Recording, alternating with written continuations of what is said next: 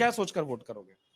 Sir, voting करने का सबसे मेन पॉइंट ये है कि हम जो भी ऐसे बिना सोचे समझे कि किसी सांसद को वोटिंग नहीं करेंगे। हम उसकी क्वालिटी अपने अपने हिसाब से उसको देखेंगे कि उसमें सारी क्वालिटी है या नहीं है। हमारी सारी सुविधाएँ वो दे सकता है या नहीं दे सकता है, वो शिक्षित है या नहीं है, वो हमारे सांसद में जो भी हमारे एरिया में या फिर हमारे स्टेट में वो कार्य करने लायक है कि नहीं, उनकी योग्यताओं को देखते हुए हम उन्हें वोट करेंगे। वो हम उससे सहमत होंगे तभी देंगे और हम अपनी वोटिंग को कभी भी गलत इंसान को नहीं देंगे, क्योंकि उससे भी हमारा बहुत ज़्यादा ही लाभ नहीं होता, उससे बहुत ही हानि होती है। इसीलिए हमें बहुत ही सोच समझ कर किसी भी वोटर को वोट देना चाहिए। तो ये बात हो गई। और मेरा ये कहना है कि हमारे एरिया में जो है कि गवर्नमेंट कॉलेज नहीं है। मेरा ये पॉइंट है। गवर्नमेंट कॉलेज नहीं है, हमें यहाँ से होकर ओबरा तक जाना पड़ता है। तो इससे हम गर्ल्स को ज़्यादा ही प्रॉब्लम होती है। तो मेरा ये कहना है कि हमारे एरिया में गवर्नमेंट कॉलेज होना एक बहुत ही इम्पोर्टेंट पॉइंट है ना। तो यहाँ पे होनी चाहिए, जिससे कि हम गर्ल्स को यहाँ पर ही रह के पढ़ना हो और यहाँ पे ही रहकर हम अपने स्टडी को कंप्लीट करें, क्योंकि वहाँ तक जाना थोड़ा अनकंफर्टेबल लगता है। विदाउट पेरेंट्स जाना थोड़ा सा रिस्की होता है। तो इसीलिए यहाँ पर एक गवर्नमेंट कॉलेज होना इम्पोर्टेंट है। जो बोलती हैं कि रिस्की होता है, फिर एक सवाल आ जाता है कि क्या लड़के लड़कियों के भेदभाव का, क्या सुरक्षा के माहौल का वो वाली दिक्कत है, या घर वाले नहीं अनुमति देते, सामाजिक दिक्कत है? दिक्कत ज्यादा बड़ी क्या है? ज़्यादा बड़ी ये प्रॉब्लम है मेरे हिसाब से कि हमें जाने में सबसे ज़्यादा अनकंफर्टेबल होता है, क्योंकि अब ऑटो से जा रहे हैं, कभी बस से जा रहे हैं, तो वहाँ पे बहुत से तरीके के लोग होते हैं, बहुत से अलग-अलग तरीके के नज़रिए होते हैं। तो वहाँ पे हमें यहाँ पे इस चीज़ का अनकंफर्टेबल फ़ील होता है, ये बात है। हुँ। कॉलेज एक मिलना चाहिए स्थानीय स्तर पर, आपका सुझाव ये है? हाँ, यस सर, क्योंकि यहाँ पे जैसे पर्यटक स्थल को पहले देखा जा रहा है, तो पर्यटक स्थल को छोड़ के पहले स्टडी पॉइंट को अपने इंडिया को ग्रोथ पे ले जाने के लिए हमें कलेक्ट करना चाहिए। पर्यटक स्थल पे करिए, बट उससे पहले स्टडी को देखिए, मेरा ये कहना है। बढ़िया। थैंक यू मतलब आप लोगों के पास, हाँ मैं वहां आ रहा हूँ, मैं वहीं आ रहा हूँ। एक एक करके कोशिश ये कि हम सबके पास चलें। जी, आपका नाम? वैभव पांडे। हाँ, वही सवाल है, सवाल आपने सुन लिया। सुझाव या कारण मतदान का?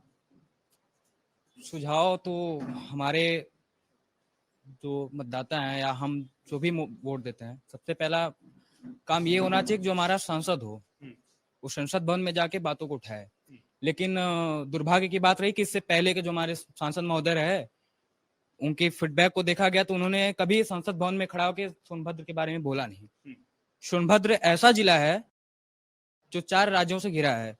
यहाँ पे राज्य विश्वविद्यालय आना था, बनना था, चूंकि बना नहीं, वो जाकर के मिर्जापुर में बनना है।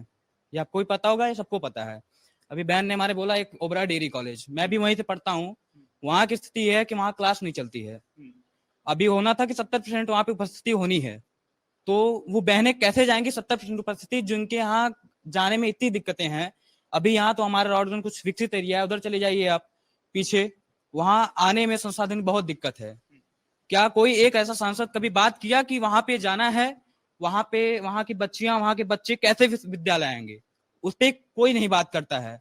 हम धूल डस्ट खाएं, यही ओबरा में हमें जाने में कितनी धूल दिक्कत होती है। खनन अधिकारी आंख बंद करके खनन करवा रहे हैं और ऐसे खनन हो रहा है कि घर के ओबरा में रहने वाले घर जितने हैं, हमारा कॉलेज जर्जर होता जा रहा है, लेकिन उस पर सरकार या यहाँ का सांसद कोई भी नहीं बोलता है। हम छात्र नेता रहे, वहां पे चुनाव लड़े, वहां पे चुनाव हम लोग लड़ने की बात की, वहां पे शासन चुनाव नहीं होता है। हम लोग मुद्दा उठाते हैं, हम लोग को दबाया जाता है। हमें वहां पे कितनी बार बोला गया कि 70% उपस्थिति के लिए। तो ये मैं पूछना चाहता हूँ कि कैसे 70% लोग वहां पे हो जाए? वहां पे हॉस्टल की व्यवस्था नहीं है। वहां पे हॉस्टल सिर्फ ओबीसी वर्ग के लिए मिलता है। क्या वहां पे सिर्फ ओबीसी वर्ग पढ़ता है? क्या वहां पे एससी नहीं पढ़ते? क्या वहां पे जनरल नहीं पढ़ते हैं?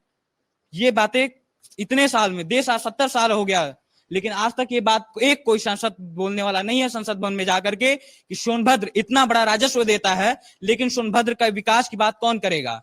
अभी फिलहाल में एक हमारी प्रत्याशी जो अभी है रिंकी जी, उसके बाद अभी आपके छोटे लाल खरवार जो पूर्व में आपके भाजपा के सांसद रह चुके हैं, अगर उनसे पूछा जाए कि आप 5 काम ऐसे गिनाइए जो आप सोनभद्र के हित के लिए किए हो, तो वो नहीं गिना पाएंगे।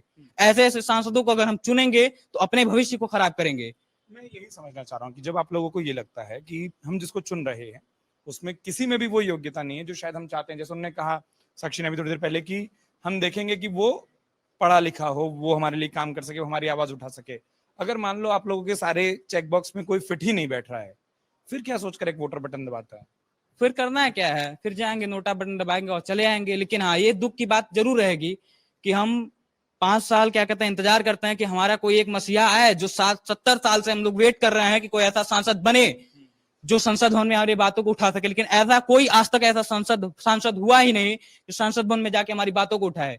यहाँ पे डिस्ट्रिक्ट हॉस्पिटल है, वहां की स्थिति ये है कि आपको छोटी सी चोट लग जाती है लेकिन उनको रिफर कर दिया जाता है। क्या वो गरीब इतनी उसके पास पैसा है कि जाकर के प्राइवेट अस्पताल में इलाज करा सके?